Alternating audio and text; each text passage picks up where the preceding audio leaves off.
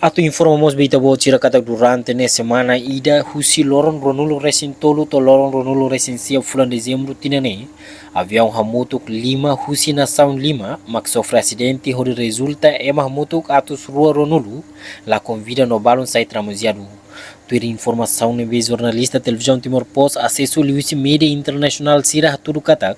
durante ne semana ida ia avião 5 makamono no resulta ema hamutuk atus rua ronulu mak la convida. Avião ho marca Airbus A tolu mamuk honaran Seju Air CEO ne sofre acidente mais ou menos ia tucosia ia loron domingo ia loron ronulo recensia fulan Dezembro tinane a foi em fila husi nação Tailândia atu halo atrasem e aeroporto internacional Muan e a província Sujuela.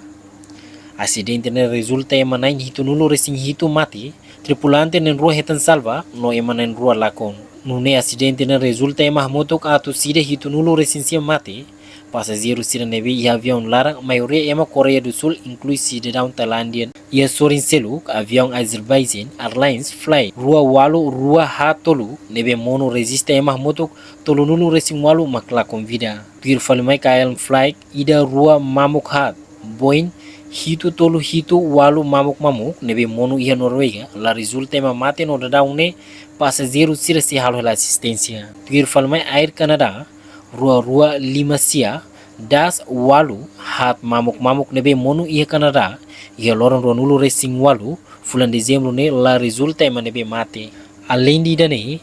avião Seizara Aviation Club nebe monu ia tasibung ras ia AI coming resulta ema nentolo la convida. A foi um acidente ne acontece amo Papa Francisco dirige mensagem ba vítima sira no sira ne família sira rolaram triste tamba passageiro hamotuk atu sida hitu nuru recensia la convida no na rua sai vítima. Reportagem no vai magno Husi Media Internacional Televisão Timor Post.